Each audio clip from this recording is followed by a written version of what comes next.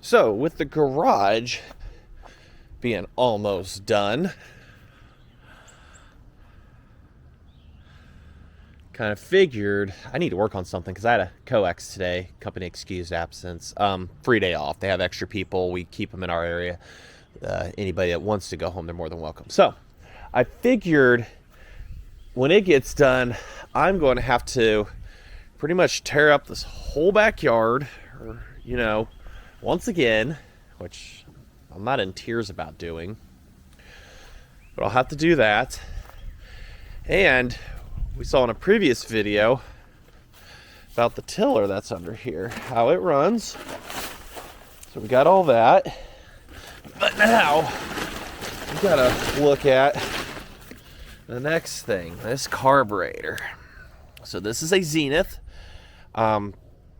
I think what it was, I'm going to use the term superseded the Tildeson, which to my surprise, the Tildeson carburetors, the kits are obsolete on them. But I guess the Zeniths have a fuel mixture down here, which makes them a lot more desirable to have, better to have. So I've got kits in the house on this. I've got to go get the ultrasonic cleaner, and hopefully everything will be good on this. Now, I'm not going to use the jets or anything from the Chinese kits. I get it for the gaskets and if the floats need replaced, but these are very similar to what you found on the old Wisconsin engines. They use Zeniths and stuff like that. I think Walbro, but either way, got to get this taken off of here, moved in the house, tear it apart, which that'll probably be nothing more than a giant time-lapse video, to be honest, because, yeah. But the goal here is to get this running off of its fuel system and ready. And I need to swap around. For some reason, this is the choke, and somebody had it hooked up, and the throttle is the choke. I don't know what somebody was thinking or doing, or they weren't paying attention. I presume it got cleaned up, put away. Somebody tried to get it to work. It wasn't. Said, whatever, put it away, and robbed it of its magneto, which I had to put a new one on. So I got to get this taken off, which it looks to be no more than that. Taking off the throttle, which is the choke, and these two bolts, pop her off. We can get her in and get her ultrasonic in my new giant, 6-liter ultrasonic cleaner. A little overkill, but the other one I had died from Harbor Freight, and it still wasn't sufficient enough. So, all right, let's get this off there. So got it taken off here, and it is just, is this what's left? I think this is what's left of the gasket, and it is just oily and petrified. I mean, the inside of it's clean. Somebody was prying on it right here for some reason, like the shaft got stuck. Supposedly these shafts are reversible sides, but it doesn't appear as if it needs to be. Not sure. But Zenith. Jeez, it's one thing about this. It's like, can this zoom it any more, any less? All right. Anyways, Zenith.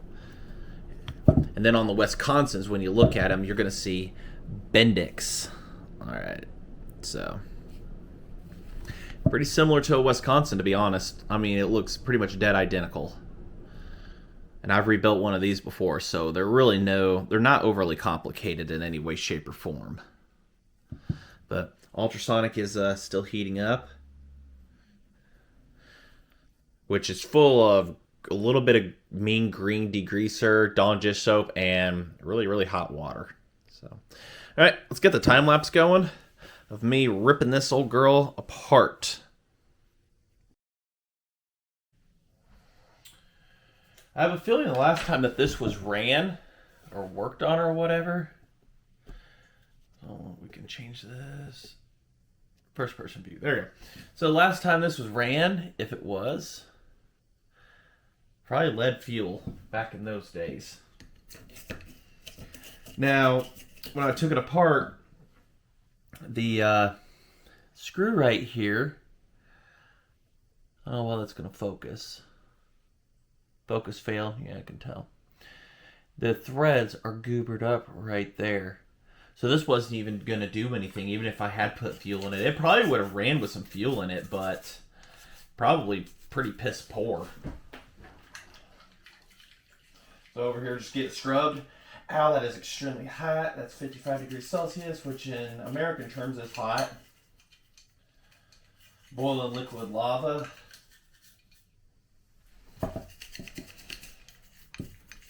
So that is one thing I will have to use from the kit, which I got off of Amazon. I have 2 kits. This one comes with a float in it, just in case.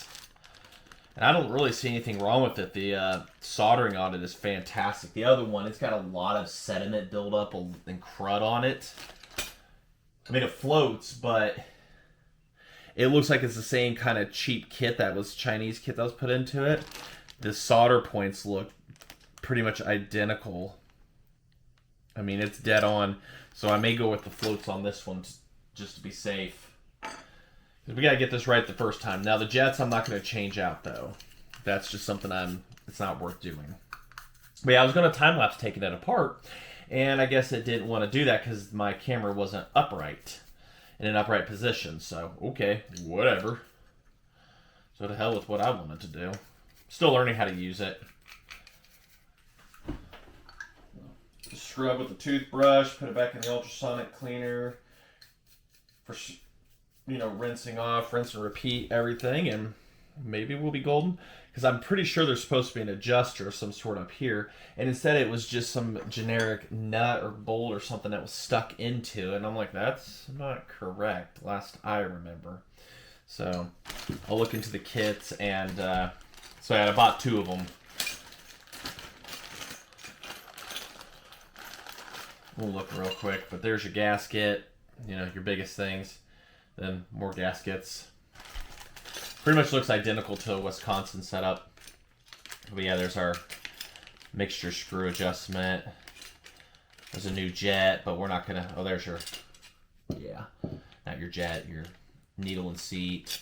So this one doesn't come with a bunch of jets, but the other kit appears to come with a bunch of stuff that you'd want. New jets, new springs and stuff. Comes with 2 of those? That's weird. One's bigger and one's smaller. Maybe that's what it is I need to do, is I got to use the 2 kits to... Yeah, one's different than the other on this, so I'm going to have to figure out which one's what, because they're different heights and depths, and we'll have to figure that out. Because I'm pretty sure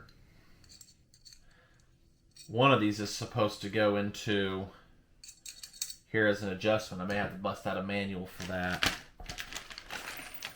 Just dump everything here on the table. There's a great idea. Yeah, I'm going to have to bust out a manual and see that, because I don't recall that. That's supposed to be an adjustment for mixture.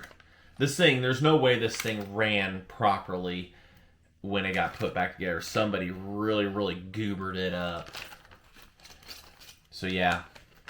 Let me get to finish cleaning this, and then we can go and continue and figure out what is who and what here. And there's slightly different tapers on these. Yeah, see, that's my ADHD right there. Yeah, definitely a little different on some stuff here, but I'm going to have to work with what I've got, because the threads on this are absolutely stripped, and I don't have a tap kit to be able to try to fix that right now. Now, I'm not going to get rid of it, but we'll see. I mean, we got this other kit right here. They probably source all their stuff from the same place. Let's take a look.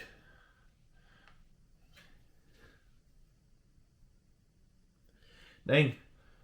They're all 3 different. All 3 of them are different. That's amazing, and at the same time doesn't surprise me. So, all right. I'll continue going here.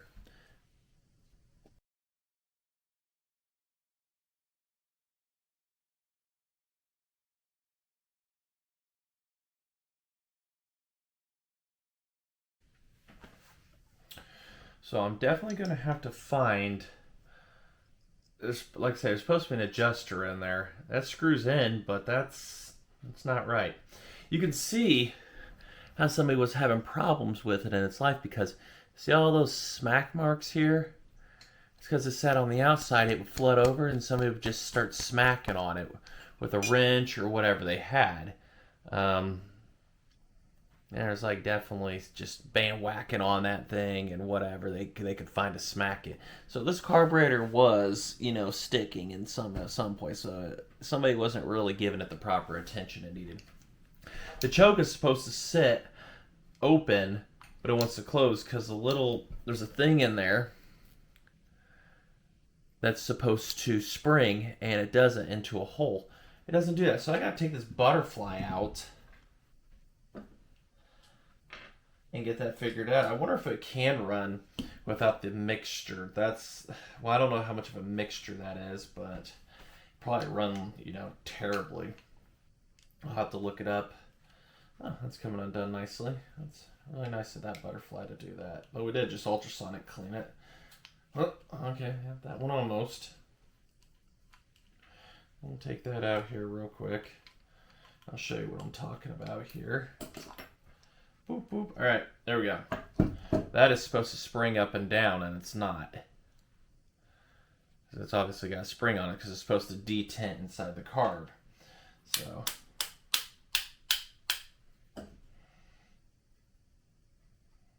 supposed to detent and move. There we go.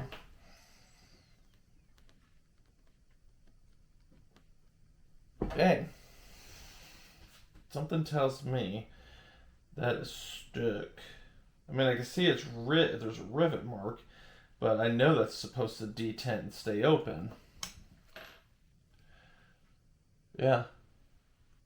It's supposed to just slide it inside that slot and call it a day to hold open. Might try to mess with that here for a little bit and see what I can make of that right there, though. All right, good news. You can still find these new. I mean, $30. Okay, whatever. Couldn't find it on the Frazer website, unfortunately, but eBay has them. So, I mean, it'll probably run, but you want that adjustability to be able to lean it out or have it run in a certain ideal. So I have a really good assumption whoever put this back together, it ran like hammered dog shite. So, but yeah, I've got that on order. So as soon as it comes in, we will be back onto the Zenith carburetor here for the Frazer and hopefully running. In that meantime, I may get some evaporust, look into the gas tank, clean it out and everything, plug off the one fuel line and just let it sit and soak and go from there and everything. But bolt this baby back on and we should hopefully have a good runner and hopefully don't have to replace crank seals immediately, because if we do, then I'm going to have to wait till the garage is done to be able to do a major project like that, because I've got to paint the inside of it, put the shelves up and stuff, get the storage unit emptied and everything of my chainsaws and stuff. So lots to do on that. But as soon as we get this in, we will be right back to this.